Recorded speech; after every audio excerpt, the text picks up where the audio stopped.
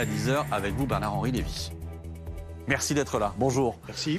Philosophe, auteur de Solitude d'Israël, je le rappelle, aux éditions Grasset, et auteur également de cette tribune que l'on va voir qui paraît demain dans Le Point. Pourquoi je ne voterai pas non plus pour la nouvelle NUPES, le Nini. Vous êtes incapable de choisir aujourd'hui entre le Front Populaire et le Rassemblement National, si vous étiez dans un cas où ces deux formations étaient opposées au deuxième tour? Je suis incapable de choisir entre M. Bardella et M. Manuel Bompard, puisque ce sont eux que nous avons vus s'affronter hier soir. Et c'est pas que je suis incapable, c'est que je pense qu'il ne faut pas choisir entre ces deux hommes-là et entre ces deux manières de faire de la politique.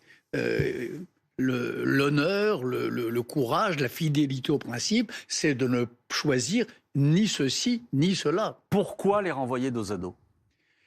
Parce que je suis pour faire barrage au Rassemblement national.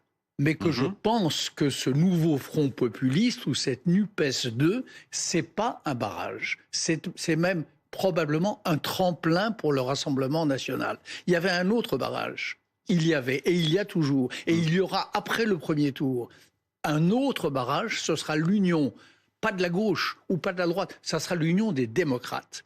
Un front des démocrates qui irait de François Ruffin à François Bayrou, en passant par les socialistes qui ont eu le courage de ne pas passer sous les fourches caudines de Mélenchon et de sa bande. Je pense que ce front des démocrates, lui, il fera barrage au Rassemblement national. Donc vous dites Nini, au risque de vous attirer la colère d'une bonne partie de la gauche. Je voudrais qu'on voit la toute dernière phrase qui s'est affichée derrière vous. C'est la première phrase de votre tribune. Et elle est terrible, cette phrase-là, pour la gauche. Ainsi donc, la gauche antisémite est de retour. Ah oui, bien sûr. Elle est de retour, ça veut dire qu'il y a en France une gauche antisémite, traditionnellement, avec Joseph Proudhon, avec les anticapitalistes antisémites de l'époque de l'affaire Dreyfus, et elle revient à bride abattue dans les fourgons de la France insoumise, et avec l'assentiment de ceux qui ont accepté de s'asseoir sur tout ça, et moyennant des concessions signées à la diable sur un coin de table, de s'associer avec eux. Il y a aujourd'hui... Vous savez, tout le monde dit les dérapages de la France insoumise, la tactique électorale de Bompard, de Porte, de Mélenchon et de Mme Panot. Hélas, moi j'ai fait un peu d'histoire des idées et je connais l'histoire des langues politiques dans mon pays. C'est plus que des dérapages. Ces gens-là, aujourd'hui, pendant toute cette campagne européenne et désormais législative, parlent comme les antisémites des années 10 ou des années 30 du dernier siècle. Alors je reviendrai sur cette accusation-là, mais sur cette phrase et sur cette expression. Ainsi donc, la gauche antisémite est de retour. Vous voyez l'impression que ça peut donner. Vous mettez toute la gauche dans le même sac. Je ne mets certainement pas toute la gauche dans le même sac. C'est l'impression que ça peut donner. Ainsi donc, la gauche antisémite est de retour, c'est l'impression que ça peut donner. Eh bien, qu'on lise cet article jusqu'au bout.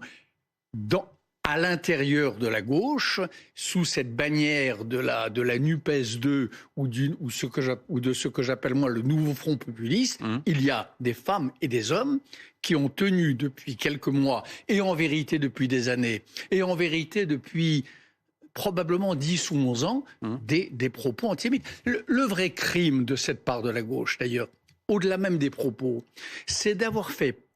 C'est la première fois depuis plus d'un siècle, depuis l'affaire Dreyfus, leur vraie faute morale et politique, ça a été de faire du signifiant juif le point central de leur campagne. C'est-à-dire que ces gens dont je parle, cette part de la gauche antisémite dont je dis qu'elle est de retour, ils ont passé toute leur campagne à quelques questions qu'on leur posait, quelles qu'elles soient, de répondre Gaza, de répondre sioniste, de traiter leurs camarades d'aujourd'hui, Raphaël Glucksmann, de sionistes, et ainsi de suite. Il y a là quelque chose qui relève de l'infamie. Voilà, cette mise au cœur du débat. Mais encore une fois, ça peut donner l'impression, et certains à gauche le ressentent comme ça, que vous montez tout le monde dans le même sac. Et je vais faire quelque chose qui ne se fait pas à la télévision. Je vais vous montrer une photo, Bernard-Henri Lévy, elle est là, elle est sur mon téléphone portable. Je ne la montrerai pas à l'antenne et vous allez comprendre pourquoi. C'est une photo qui m'a été envoyée ce matin. C'est une photo qui m'a été envoyée depuis une circonscription du sud-ouest de la France. Une photo d'une affiche de campagne d'un candidat de gauche, Front Populaire, qui n'est pas de la France Insoumise, qui n'a rien à voir avec ce dont on parle là. Et je vais vous montrer cette photo-là, parce que sur cette photo, je l'explique aux téléspectateurs, sur l'affiche, que je ne vous montrerai pas encore une fois, parce que je ne veux pas associer ce candidat-là à ce qu'on est en train de dire, il est écrit sur ce candidat qui n'a rien demandé à personne, antisémite, nazi, avec des croix gammées. Je vous la montre, cette photo. Voilà ce que ça donne. Voilà ce que ça donne pour la gauche. Vous la voyez, et encore une fois, on ne citera ni la circonscription ni les noms, mais vous voyez ici ces croix gammées, antisémites, nazis. Il y a toute une partie de la gauche qui n'a rien à voir avec ceux dont vous parlez là, la France Insoumise, qui en réalité ne peut plus faire campagne, parce qu'on leur renvoie en permanence et tous les jours dans leur campagne cette accusation d'antisémitisme. Eh bien, il y aura un premier tour dimanche qui sera suivi par une dernière séquence de campagne que cette gauche-là dise clairement dès dimanche soir qu'elle n'a rien à voir avec la France Insoumise, qu'elle dise qu'elle rompe le contrat dimanche, puisque c'est un accord électoral, puisque certains nous disent, ceux dont vous me parlez, que c'est pas un accord de gouvernement, que c'est un accord pour faire barrage, eh bien qu'ils rompent l'accord, qu'ils rompent le pacte dimanche soir. Mais vous renvoyez tout l'accord. Vous rejetez tout l'accord avant le premier tour. Vous rejetez tout l'accord. En clair, votre problème, ce n'est pas de dire est-ce que je peux voter ou pas pour la France Insoumise, c'est est-ce que je peux voter ou pas pour le Front Populaire. Moi, je peux voter pour, et je voterai, et c'est mon choix de cœur, pour les femmes et les hommes de gauche qui ont déjà dit, et qui j'espère diront dimanche prochain, qu'ils n'ont rien à voir et qu'ils ne souhaitent pas pactiser avec des gens qui ont, à quelques questions qu'on leur ait posées, et répondu par Proche-Orient, Hamas, Israël assassin, génocide et juifs complices. Voilà, c'est simple.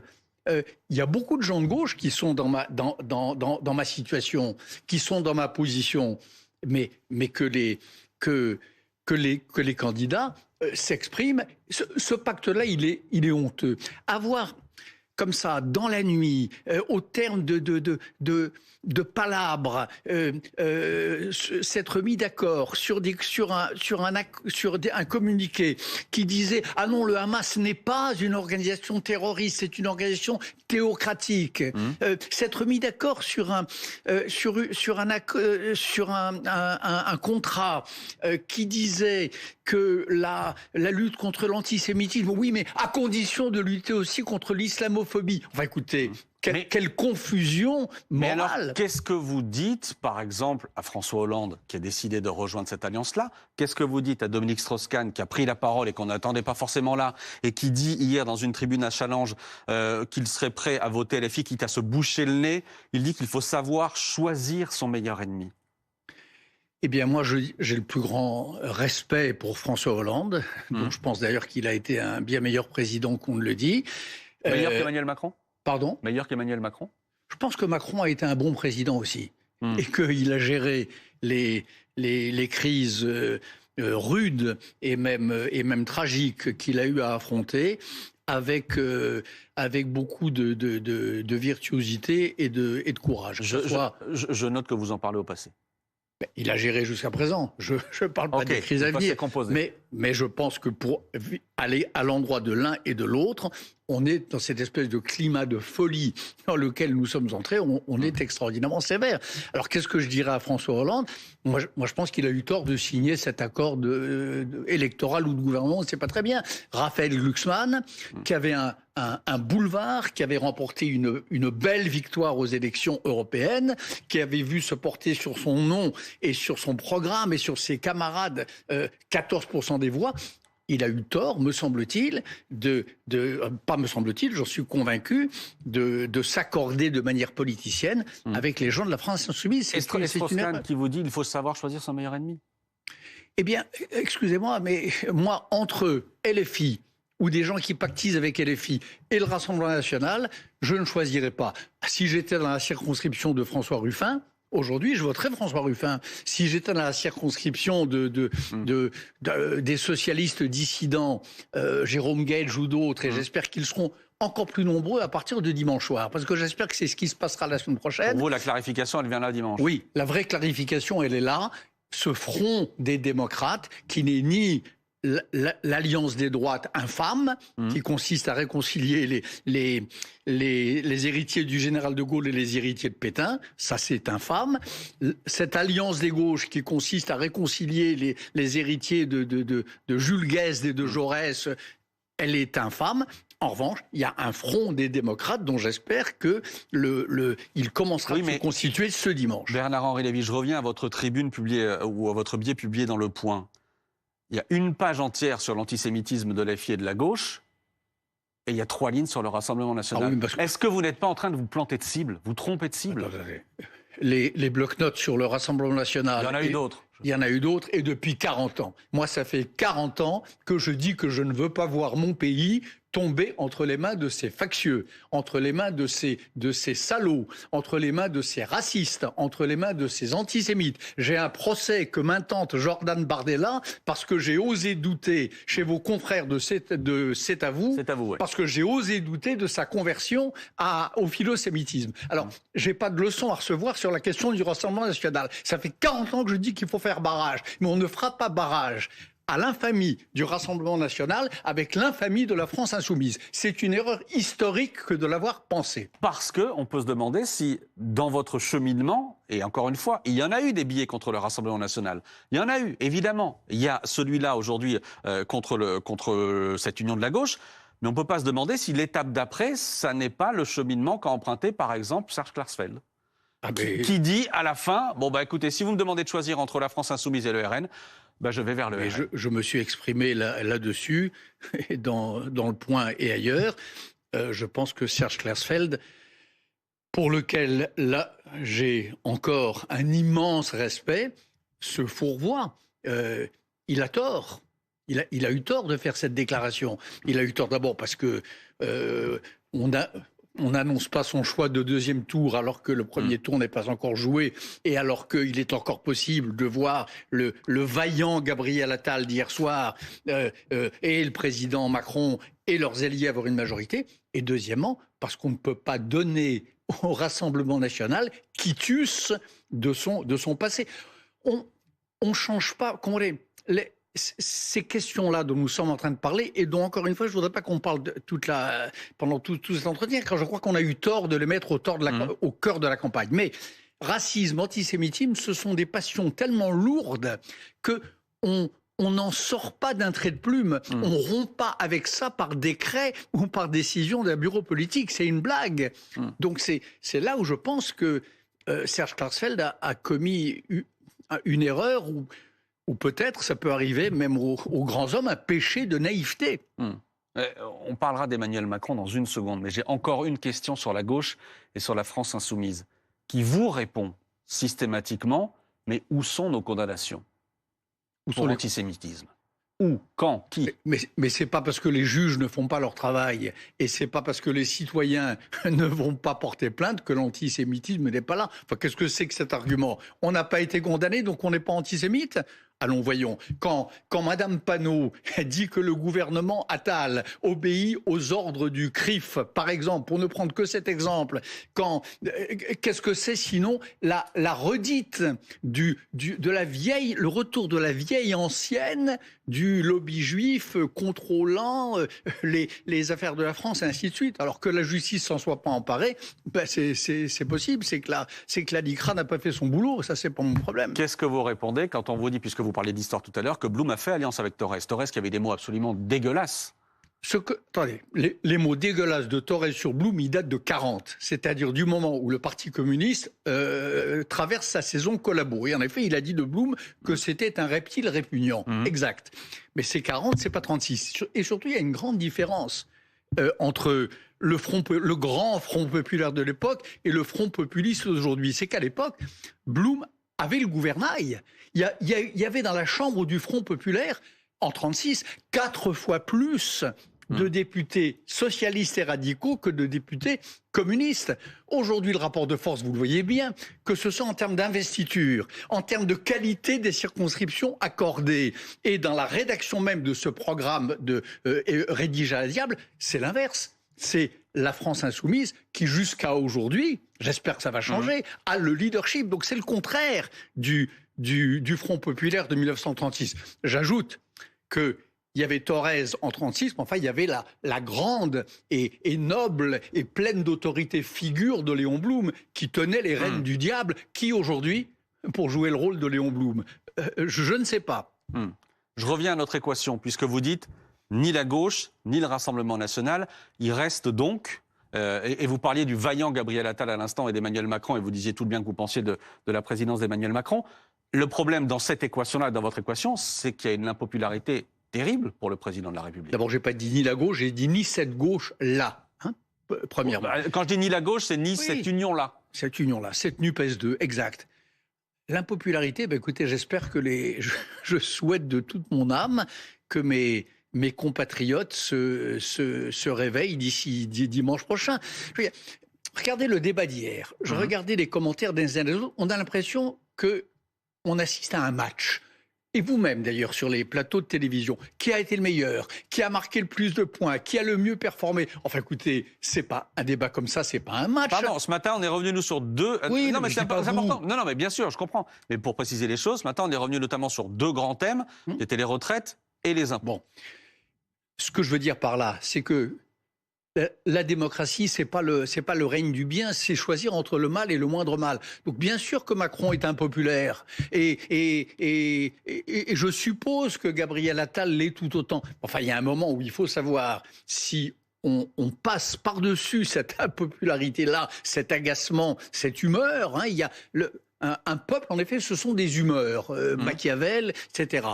Mais il y a un moment donné, face à des choix historiques, où il faut passer au-delà de l'humeur et se demander qui est en mesure de conduire la politique d'un pays. Sauf que la question, c'est de savoir à la fois si ce ne sont que des humeurs ou si c'est plus profond que ça, et ce qui les a provoquées, ce qui a pu déclencher ces humeurs, comme vous dites. Eh bien, honnêtement... Et la part de responsabilité du président, pour poser la question clairement. Oui, probablement. Enfin, c'est même certain, mais je ne vois pas quelle a été... Très honnêtement, quel a été le si grand crime du président Macron pour, par-delà l'humeur et l'usure naturelle du pouvoir, récolter aujourd'hui cette impopularité? Franchement, écoutez, qu'a-t-il fait? Pardon, mais je peux vous citer l'assurance chômage ces dernières semaines, je peux vous citer la réforme des retraites l'année dernière, dont personne en France ne voulait. Oui, la réforme des retraites... Moi, j'étais pour. Nous sommes très nombreux à avoir su, si on met de côté la démagogie et les criailleries, à avoir su qu'elle était inévitable, parce que, enfin, on va pas refaire le débat aujourd'hui. Et en toute hypothèse, même pour ceux qui sont contre, c'est pas un crime contre l'humanité. Donc, il y a évidemment. Bien sûr, c'est une espèce de vent comme ça de colère.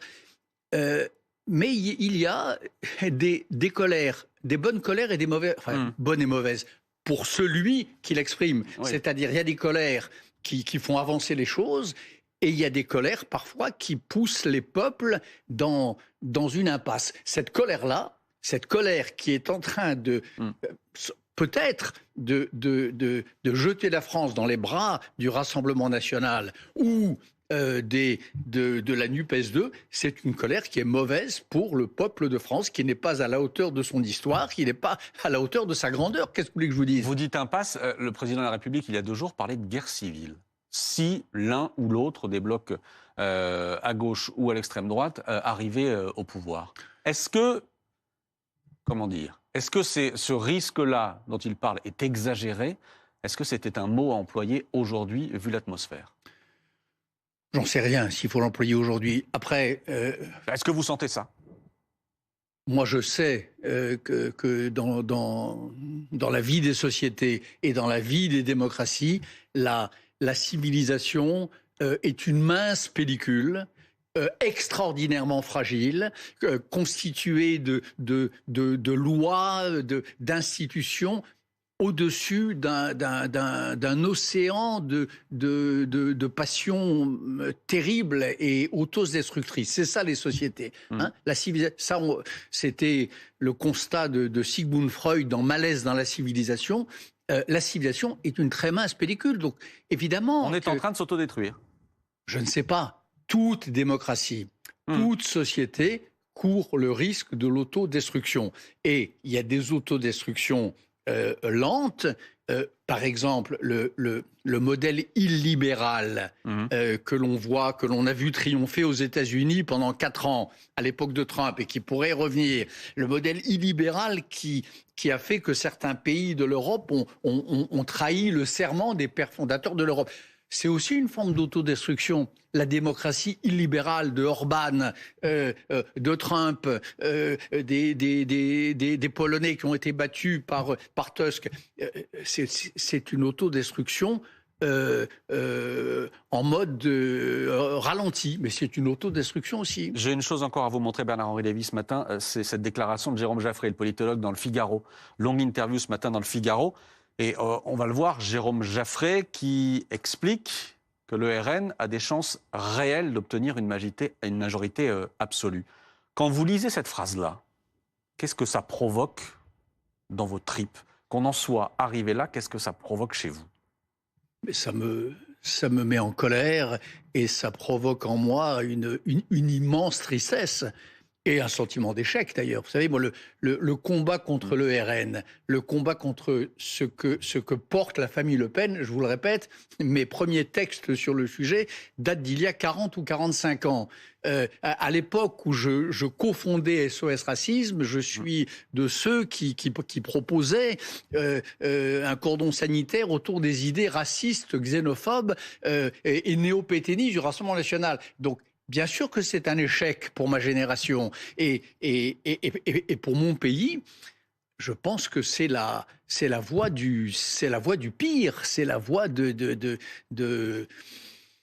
misère accrue, d'une précarité plus grande et peut-être en effet d'une très grande violence sociale qui peut dégénérer en violence politique. Si ce que dit Jérôme Jaffray là se vérifiait, c'est ça le résultat. Après, encore une fois, jusqu'au dernier moment, moi, je crois que les peuples peuvent se réveiller. Je pense qu'il peut y avoir un sursaut ce dimanche. Et vous pouvez avoir des surprises. Et le dimanche suivant aussi.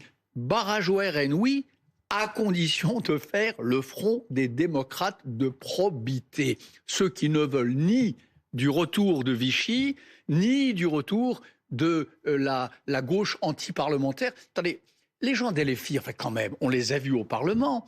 Pendant toute une législature, enfin un morceau de législature, créer le chaos, en appeler à la rue, insulter les règles les plus élémentaires de la démocratie parlementaire qui a fait la force de la France. Donc on les a vus à l'œuvre. Toute dernière question, Bernard-Henri Lévy, imaginons un gouvernement d'union assez large avec les démocrates dont vous parlez. Bernard-Henri Lévy, ministre des Affaires étrangères, c'est imaginable ou pas? Non, ça c'est certainement pas imaginable. Mais ce gouvernement large dont vous parlez, il est imaginable. Bon. Il est imaginable, un gouvernement qui irait de François Ruffin à François Bayrou, comme je vous le disais tout à l'heure. Et sans Bernard-Henri Lévy. Et sans moi. Merci absolument. beaucoup d'avoir été avec nous. Votre tribune à lire, donc pourquoi je ne voterai pas non plus pour la nouvelle NUPES. Voilà, le non plus est très important. Ça se réfère à un bloc-notes précédent où je disais pourquoi je ne voterai jamais pour le Rassemblement national. Merci d'avoir été avec nous ce matin pour cette